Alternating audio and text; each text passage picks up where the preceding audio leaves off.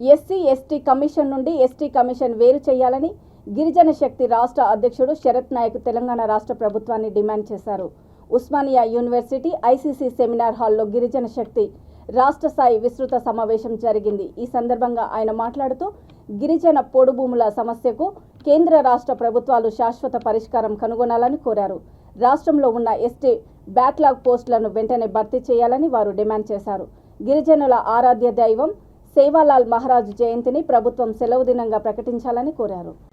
చిన్న ఒక 15 సంవత్సరాల పిల్లగాడి నుంచి వెళ్ళి ముసలి వరకు కూడా 4 గంటలు కళ్ళు కూడా కూర్చున్నారు. 12 గంటలకు స్టార్ట్ అయితే 3 గంటల 3:30కు మీటింగ్ క్లోజ్ అయింది.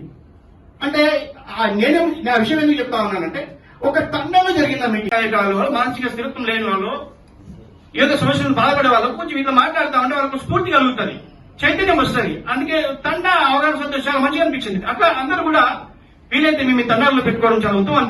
గిరిజన శక్తి పోరాడదాం, గిరిజన హక్కుల సాధనకై పోరాడదాం, గిరిజన హక్కుల సాధనకై వర్ధిల్లాలి గిరిజన ఐక్యత, వర్ధిల్లాలి గిరిజన శక్తి. సాధిద్దాం గిరిజన హక్కులను, సాధిద్దాం గిరిజన హక్కులను, వర్ధిల్లాలి గిరిజనుల ఐక్యత, వర్ధిల్లాలి గిరిజనుల ఐక్యత.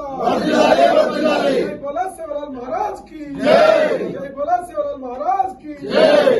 సమావేశానికి అన్ని జిల్లాల అధ్యక్షులు, రాష్ట్ర కార్యవర్గం, జిల్లాల కార్యవర్గం, మండల స్థాయి యూనివర్సిటీల అధ్యక్షులు, వాళ్ళ యొక్క కమిటీలో అందరూ కూడా పాల్గొనడం జరిగింది. ఈ రోజు ఇలా మేము ఒక తీర్మానం చేయడం జరిగింది.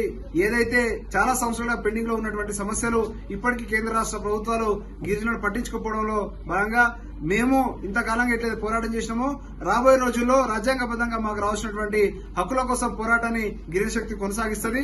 దాంట్లో భాగంగా ఈ నెల 15వ తారీఖున సేవాలాల్ మహారాజ్ జయంతిని సెలవు దినంగా రాష్ట్ర ప్రభుత్వం ప్రకటించాలని చెప్పి డిమాండ్ చేస్తా ఉన్నాము. అదేవిధంగా ఎస్సీ ఎస్టీ కమిషన్ వేరు చేసి ఇలా వాటికి సంబంధించినటువంటి కమిషన్లు ఏర్పాటు చేయాలి. అదేవిధంగా గిరిజన గురుకులాలకు ఇప్పటికి కూడా సొంత భవనాలు లేకుండా చాలా గురుకులాలు ఇలా రెంటెడ్ బిల్డింగ్ లో నడుస్తా ఉన్నాయి, మౌలిక సదుపాయాలు లేక ఉన్నాయి. వాటికి సంబంధించింది కూడా సొంత భవనాలు ఇలా ఏర్పాటు చేయాలని, అదేవిధంగా పోడు భూములకు సంబంధించింది గత కొంతకాలంగా రాష్ట్ర ప్రభుత్వము మా గిరిజన శాఖ మంత్రి ఇయాలిస్తాం రేపిస్తామని చెప్పి ఓన్లీ కాయిదాలతోనే మీటింగ్లతోనే సరిపెడుతున్నారు తప్ప ఇంతవరకు కూడా ఏ ఒక్క గిరిజనకి పోడు భూములకు సంబంధించిన పట్టాలు ఇవ్వకపోవడాన్ని మేము తీవ్రంగా ఖండిస్తా ఉన్నాం. వెంటనే పోడు భూములకు సంబంధించినటువంటి పట్టాలు ఇవ్వాలని చెప్పి డిమాండ్ చేస్తా ఉన్నాం. అదేవిధంగా ఏదో ఎస్సీ ఎస్టీ బ్యాక్లాగ్ పోస్టులు ఇలా వందలాది వేలాది పోస్టులు ఉన్నా కానీ ఇంతవరకు కూడా ఎస్సీ ఎస్టీ బ్యాక్లాగ్ సంబంధించినటువంటి పోస్టులని నింపకపోవడాన్ని కూడా మేము తీవ్రంగా ఖండిస్తా ఉన్నాము, వ్యతిరేకిస్తా ఉన్నాము. వెంటనే దానికి సంబంధించిన జివో ఇలా పంపి అన్ని జిల్లాల్లో రాష్ట్ర స్థాయి ఉద్యోగాల్లో కూడా బ్యాక్లాగ్ పోస్ట్ నింపాలని చెప్పి కూడా కోరుతా ఉన్నాము. అదేవిధంగా ఏదైతే ఇవాళ గిరిజన విశ్వవిద్యాలయం